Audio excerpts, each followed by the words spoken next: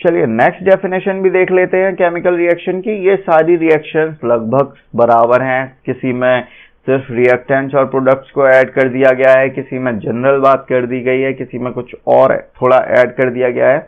जैसे कि इस डेफिनेशन को देखें तो इसमें क्या लिखा हुआ है, a chemical reaction is in which the bonds are broken with in reactant molecules and new bonds are formed within product molecules in order to form a new substance। आपको दिख रहा होगा ये न्यू सब्सटेंस, ये यहाँ भी आ गया, यानी कि न्यू सब्सटेंस का क्राइटेरिया सबसे इम्पोर्टेंट है। अगर जो प्रोडक्ट है वो एक नया सब्सटेंस नहीं है तो उसे हम केमिकल रिएक्शन नहीं कहेंगे। जितनी भी डेफिनेशन देखी सब में जो प्रोडक्ट बन रहा है वो एक न्यू सब्सटेंस है, जो रिएक्टेंट्स हैं वो कन्वर्ट हो रहे हैं प्रोडक्ट में।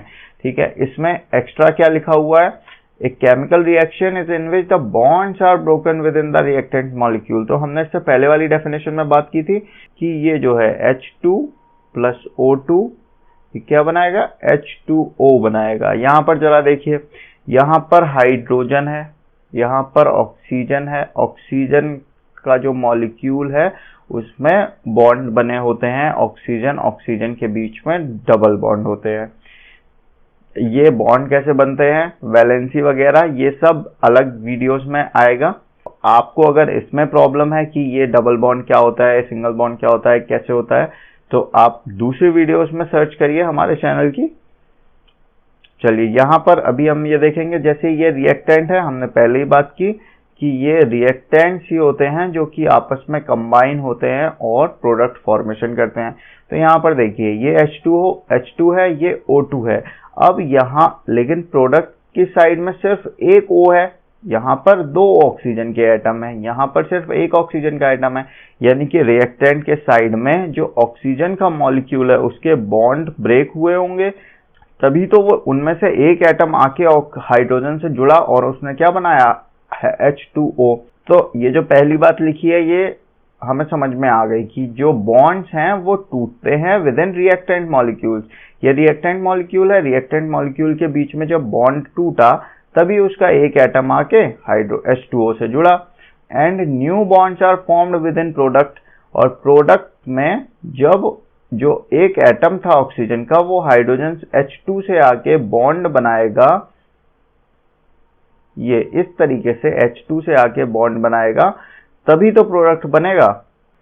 यानी कि ये बात भी हमें समझ में आ गई। तो बेसिकली लिखा क्या हुआ है कि रिएक्टेंट्स की साइड में जो बॉन्ड का ब्रेकेज होता है, बॉन्ड ब्रेकिंग होती है, और प्रोडक्ट की साइड में न्यू बॉन्ड फॉर्म होते हैं। इस तरह से न्यू सब्सटेंस का फॉर्मेशन होता है। आई थिंक आपको केमिकल रिएक्शन की डेफिनेशन तो बहुत अच्छे से समझ में आ गई होगी। आगे बढ़ते हैं एग्जाम्पल ऑफ केमिकल रिएक्शंस पे। सो हमारी लाइफ में हमारे डेली बेसिस पे बहुत सारी केमिकल रिएक्शंस होती रहती हैं। जैसे कि देखते हैं formation of curd from milk. ये हमारे पास मिल्क है, मिल्क में हम बैक्टीरिया डालते हैं और ये हमें बना के दे देते हैं कर्ड। ये जो कर्ड की फॉर्मेशन है ये भी एक केमिकल रिएक्शन होती है। आपको दिख रहा होगा इसमें जो मिल्क है और कर्ड है, इनकी प्रॉपर्टीज में कितना डिफरेंस होता है। कर्ड में एसिड होते हैं, मिल्क में एसिड नहीं होता है। कर्ड का टेस्ट सोर होता है, मिल्क का टेस्ट डिफरेंट होता है। तो ये जो बना कर्ड, तो ये जो प्रोडक्ट फॉर्म होता है, कर्ड जो हमारा प्रोडक्ट है, इसकी प्रॉपर्टीज बिल्कुल चेंज हो जाती हैं हमारे रिएक्टेंट से। अब आपको रिएक्टेंट और प्रोडक्ट का मतलब भी समझ में आ गया होगा क्या होता है, ठीक है। तो ये हमारा पहला example, formation of curd from milk. देखते हैं दूसरा एग्जाम्पल, कुकिंग ऑफ फूड। हमने कभी सोचा नहीं होगा कि फूड का पकना भी एक केमिकल रिएक्शन है।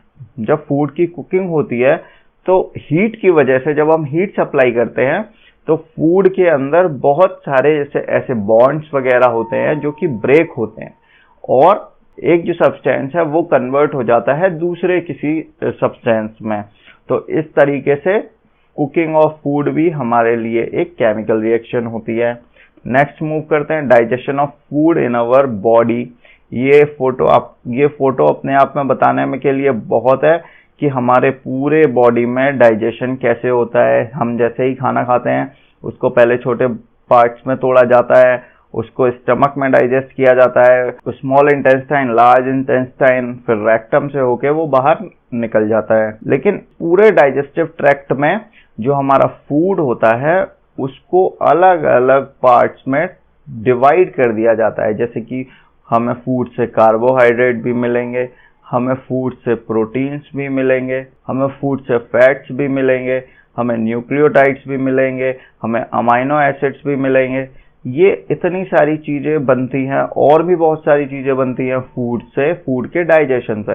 तो ये जो फूड है ये बहुत सारे न्यू सब्सटेंसेस का फॉर्मेशन करता है। तो डाइजेशन ऑफ फूड भी हमारा क्या है, एक केमिकल रिएक्शन है। Next, fermentation of grapes. Fermentation of grapes क्या होता है? ग्रेप्स को हम बहुत दिनों तक बड़े बड़े वेसल्स में कुछ माइक्रो ऑर्गेनिजम्स के साथ रख देते हैं ग्रेप्स को, जिसकी वजह से क्या होता है, फाइनल प्रोडक्ट बनता है अल्कोहल।